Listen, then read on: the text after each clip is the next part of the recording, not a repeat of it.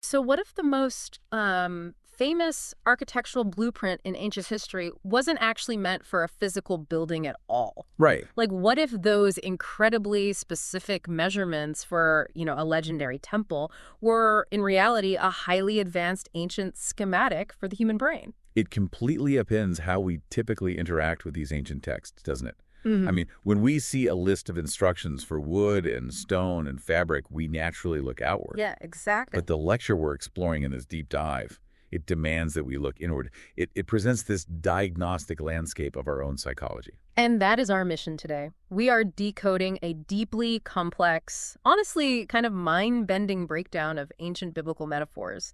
Specifically, we're looking at fire, incense, and the layout of the ancient tabernacle. Right, which sounds like an ancient history lesson, but it's really not. No, not at all. We are going to unpack how these symbols form a hidden blueprint for human intention and really the very nature of truth itself. And I'll warn you, the imagery we're dealing with is incredibly cryptic. Oh. The source material covers angels hurling fire, heavy veils being torn from top to bottom, mysterious golden bowls. It's a lot. It's very dramatic. It is. But the core goal of this analysis is to cut through that archaic language to find this ultimate insight about what true communication with the divine or, ultimate truth actually looks like according to this framework. Right.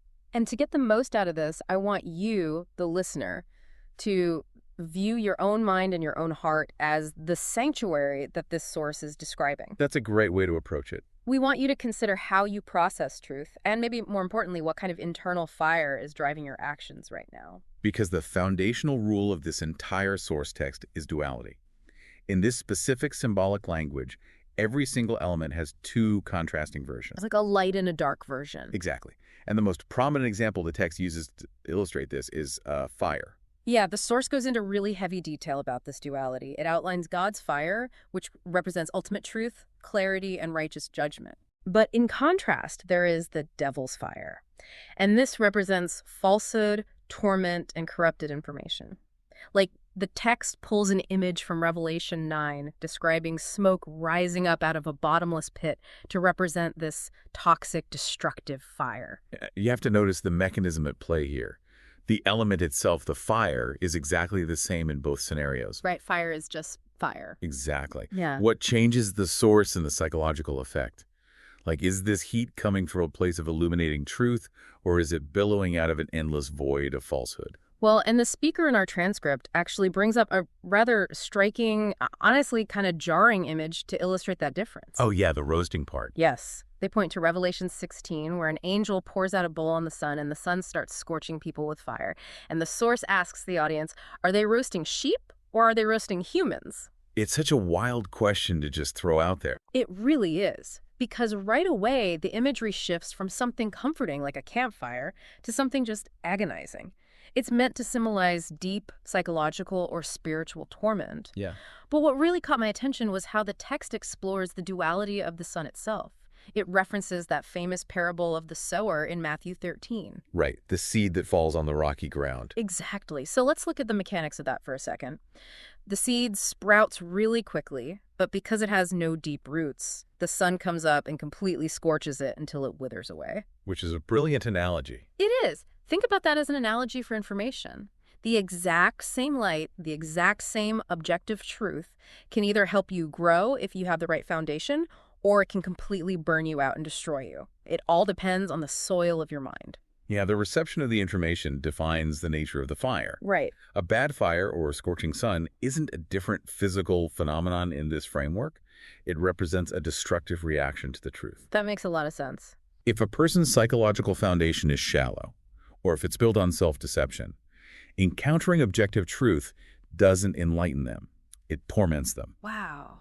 The truth literally becomes a punishing heat. Okay, so if fire represents this spectrum of truth and information, it begs a logistical question, right? Sure. Fire can't just float around in a void. It requires a container.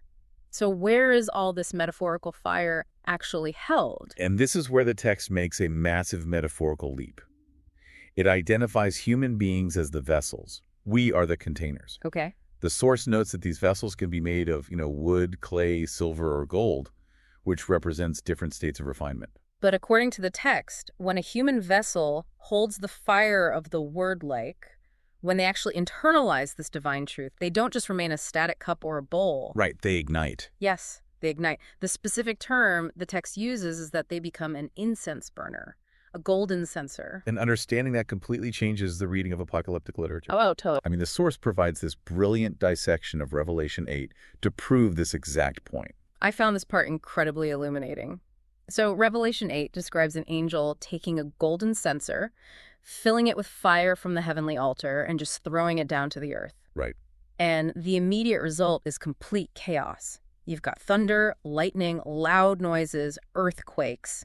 If you read that on a purely literal level, it plays out like an action movie. It really does. You're picturing this magical brass bowl hitting the dirt and causing a localized seismic event. Exactly. But the source insists on applying the symbolic framework.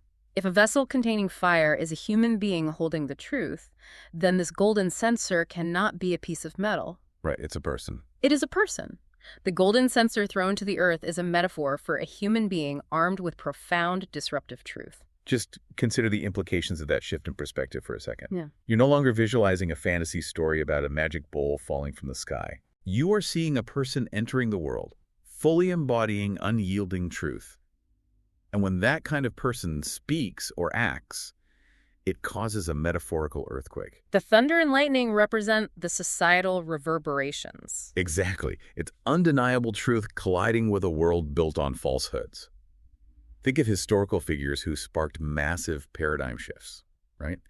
Their presence alone shattered the status quo. Yeah, that makes the text feel incredibly immediate and modern, honestly. Very modern. But if we are these living incense burners, it brings up another question of placement. Like, you don't just leave an incense burner out on the sidewalk. Where's it supposed to operate? Well, an incense burner belongs inside a sanctuary. Right. And this is where the source material maps the human vessel onto a highly specific environment, which requires us to look at ancient architecture. So the text takes us all the way back to Exodus 25. This is where Moses is commanded to build the tabernacle, the ancient portable tent where God supposedly dwelled. Yeah. But the source argues vehemently that this ancient tent is not just a historical structure. It is a metaphorical blueprint for the human heart and body. It acts as an internal schematic. Right. The physical tent, according to this analysis, was merely a physical shadow of the psychological and spiritual reality of a human being. Okay, let's walk through the specifics of this internal schematic because the details are just so precise. Let's do it. There are two main rooms. The first tent is called the holy place, and I want to know what these items actually represent in the human psyche. Okay. So inside this room, you have the menorah, which is a lampstand with 7 lamps. You have the table of showbread holding 12 loaves, and you have the golden censer, our incense burner. So in this psychological framework, the items in the holy place represent the conscious operations of the mind. Okay. The menorah, which provides constant light, symbolizes illumination and awareness. It's the active seeking of truth. Okay. Then the table of showbread represents the daily internalization of knowledge, like the mental sustenance required to keep the psyche functioning. Oh, that makes sense. And the golden censer is the active processing of that truth. Okay, so then separating that conscious space from the deepest part of the structure, you have a thick veil, a massive curtain. Right. Behind that veil is the second tent, the Holy of Holies. In there, you only have the Ark of the Covenant, which contains the stone tablets of the law and a jar of manna. And covering the Ark is the mercy seat, designated as the exact spot where God's presence dwells and where grace is granted. So the Holy of Holies represents the absolute core of human consciousness, the subconscious bedrock. Okay. The Ark holding the law represents the deepest, inviolable moral operating system of reality. Right, the core rules. Exactly. And the mercy seat is the intersection where profound grace meets that ultimate truth. Wow. The source really emphasizes how incredibly strict this entire design was, too.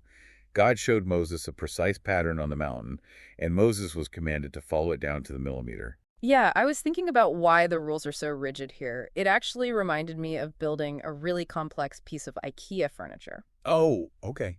How so? Well, you open the box, you see 1,000 tiny wooden pegs, and you have this massive manual. And if you look at step 4 and think, I'm going to get creative here, I think this peg should go on the outside, you end up with a wobbly bookshelf that collapses the second you put a dictionary on it. That's a great way to look at it. Right. But why is the human mind like that? Because psychological frameworks are load-bearing. Oh. The text points out that in this divine architecture, the word is spirit and life. Okay. So if you build your identity or your internal sanctuary on the maybe of your own ego instead of objective truth, the mental structure lacks integrity. Right, it's wobbly. Exactly. The moment you experience real adversity, the moment weight is applied to the bookshelf, the entire system collapses. That makes total sense. Precision is required for mental stability. You just cannot build a sanctuary for ultimate truth using cheap materials or subjective assumptions. But, I mean, human nature being what it is, someone is inevitably going to ignore the manual. Oh, of course. So what happens when a person decides to bring their own ideas and their own ego into this highly sensitive internal sanctuary? Well, the text offers a pretty severe cautionary tale to answer that. It centers on the story of Nadab and Abihu from Leviticus 10. Right, these were the sons of Aaron. They were high priests. They were at the absolute pinnacle of the hierarchy. They understood the blueprint better than anyone. Yeah. Yet, the text notes they offered strange fire, or in the Chinese translation provided in the source, it's called fanhum, instead of the sacred fire commanded by the exact protocol. And the result was instantaneous. Divine fire came out and consumed them. They were destroyed. Completely destroyed. Now, I have to push back on the text here because on the surface, that sounds like a horror movie. It does. They used the wrong kindling and were immediately vaporized. Isn't that an incredibly unforgiving view of a simple human error? Like, how does the framework justify that level of harshness? I get that. But the justification lies in the psychological interpretation of the event. The text suggests this wasn't a simple clerical error. Okay. Nadab and Abihu didn't, accidentally trip and drop the wrong coal. Right. They deliberately mixed their own human desires, their own conveniences, and their own subjective thoughts with objective divine protocol. They altered the core recipe. So they thought they knew better than the blueprint itself. Precisely. They introduced ego into a space designed exclusively for pure truth. Strange fire represents the selfish desire to control outcomes, the need for personal glory, unaligned intentions. Oh. When you try to operate your internal sanctuary using the selfish fire of ego instead of objective reality, this system violently rejects the corruption. Okay, I see. It's like a surgeon deciding to skip sterilization because it takes too long. The system breaks down. Or trying to run a high-performance engine on sugar instead of premium fuel. It'll just blow the engine. That's exactly it. You cannot burn the fire of manipulation in the sanctuary of truth without destroying yourself in the process. The psychological cognitive dissonance is fatal to the structure. Man, that puts a massive weight on how we operate internally. Let's trace our steps through this schematic so far. Okay. We established that fire represents truth or information. We are the vessels, the incense burners designed to hold that fire. Right. The sanctuary is the intricate architecture of our own mind and heart. And the overarching warning is to never fuel this system with the strange fire of our own ego. Perfect summary. But that brings us to the core mystery of the text for me. If we are the burner and the truth is the fire, what is the actual act of burning the incense? What is the smoke rising up? So the source provides a definitive translation for this, and it's pulled straight from Psalm 141. Okay. The text states unequivocally, incense equals prayer. Wow. Okay, this completely shifts the paradigm from a physical ritual to a purely psychological and spiritual reality. It really does. And the source elaborates on this by bringing in Hebrews 8 and 9. Oh. Those chapters argue that all the physical rituals of the Old Testament, the tabernacle, the incense, the priests, they were merely shadows. Like a preview. Yeah, they were a 3D physical model of a future psychological reality. And the moment that reality is unlocked happens in Matthew 27. The source points out a highly specific architectural event that occurred the exact moment Jesus died on the cross. The veil. Yes, the veil. That thick veil we talked about, the massive curtain separating the conscious mind from the Holy of Holies where God actually dwells. It tore completely in two from top to bottom. Think about what that tearing means for human consciousness in this framework. Right. The physical and psychological barrier was destroyed. The incense burner, the human holding the truth, now has direct, unimpeded access to the mercy seat. Oh, wow. You no longer need an external high priest to navigate the sanctuary for you. The rooms are inside you, and the barrier is gone. But wait, if incense is prayer and we have direct access, does that mean prayer is just us walking into the core of the universe and handing over a wish list? A wish list? Yeah, like, I'm here, I've got the incense, can I get a promotion, can you fix my car? Treating the divine like a cosmic vending machine. Ah, I see what you're saying. Yeah. And the text anticipates that exact misunderstanding. It shuts it down through a reference to Matthew 6. Okay. Jesus notes that it is the pagans who run after what they will eat, what they will drink, and what they will wear. Begging for physical things implies a profound misunderstanding of what the fire is actually supposed to be. Because God already knows you need those physical things. Exactly. So if true prayer isn't a wish list, what is it? Well, according to the framework drawn from Matthew 6, it is seeking first the kingdom and its righteousness. Okay. The logic here is pretty seamless. If your internal fire is truly aligned with objective truth, you are free of the strange fire of ego. Right. And in that state of alignment, you already understand the divine will. You don't need to beg for favors because you are already standing at the mercy seat. True prayer is the state of being completely aligned with truth, not the act of begging for an altered reality. It is the difference between trying to convince the universe to bend to your subjective will versus aligning your will so perfectly with the universe that your actions just naturally reflect it. Beautifully said. Which brings us to a highly practical question. How do you know if the incense you are burning is actually the right kind? Like, how do you test whether you are burning objective truth or just the strange fire of your own ego? The source material makes the metric very, very clear. The validation comes down to your actions, not your vocabulary. Oh, okay. Yeah, the text quotes Proverbs 15, which says, "The sacrifice of the wicked is detestable, but the prayer of the upright is acceptable." Right. And it pairs that with a blunt statement from 1 John 3.7. He who does what is right is righteous. This circles right back to the tragedy of Nadab and Abihu.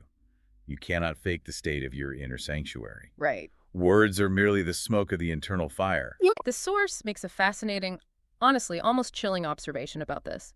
It notes that the moment someone opens their mouth, you can tell exactly what kind of fire is burning inside them. You really can. A person can use all the correct religious terminology, they can sound incredibly pious and polished, but if their internal sanctuary is fueled by the strange fire of ego, selfishness, or a desire to manipulate, the smoke they produce is undeniably toxic. Because if the fire is strange, the smoke is strange. Exactly. Being upright in this framework doesn't mean speaking perfectly formulated, eloquent prayers. No. It means aligning your actual lived actions with the truth. Doing what is right, especially when it goes against your own convenience, is the true incense. Yeah. Speaking pious words while harboring selfish intentions is just polluting the sanctuary. It really acts as the ultimate lie detector test for the self. So I want to pose the question to you, the listener, to evaluate your own incense. Yeah, that's a good challenge. When you communicate your needs, your desires, or your beliefs to the people around you, what is the actual fuel source of that communication? Are your words fueled by the selfish, strange fire of wanting to look good, wanting to win an argument, or wanting to exert control? Or are they fueled by a genuine, quiet alignment with truth and right action? It is a really sobering standard to measure ourselves against. We aren't just engaging in casual communication. According to this text, we are actively burning incense. Right. We are constantly broadcasting our internal reality into the external world. Man, we have covered a massive amount of psychological terrain today. Let's trace the path of this blueprint one more time. Sounds good. We started by examining the sheer duality of fire, understanding how the exact same objective truth can illuminate a deeply rooted mind, yet completely scorch and torment a shallow one. From there, we identified ourselves as the vessels. We are the golden censers, meant to carry that illuminating fire into a world built on falsehoods, sparking necessary disruption. Right. We then walk through the incredibly intricate architecture of the ancient tabernacle, discovering that it serves as a load-bearing map of our own internal sanctuary. We analyzed the fatal mistake of Nadab and Abihu, who proved that trying to mix the strange fire of human ego into the pursuit of absolute truth only leads to the collapse of the system. And finally, we decoded the ultimate metaphor. The burning of incense is not a physical ritual, nor is it a cosmic vending machine where we beg for our daily needs. No. True prayer is the pure alignment of our will with the truth, validated not by empty words, but by righteous action. It fundamentally changes how you view your own mind and your interactions. You are a mobile sanctuary carrying a fire. Really are. And I want to leave you with a final thought to mull over as you navigate the rest of your week. Please do. If these ancient texts are accurate, if they truly view our underlying intentions and words as a continuous burning of incense, think about the mundane conversations you are going to have tomorrow. Oh. The meeting at work, the quick chat with your partner, the email you fire off to a colleague. Before you even consciously realize it, your underlying intentions are filling the room like smoke, You cannot hide the reality of your internal fire. So ask yourself, what kind of scent is your fire leaving behind? Are you filling the room with the toxic smoke of your own ego or the clarifying scent of truth? That is an incredibly powerful lens to view our daily lives through. Thank you for joining us on this deep dive. We love taking these complex ancient blueprints and translating them with you. Until next time, keep examining your own sanctuary. Take care.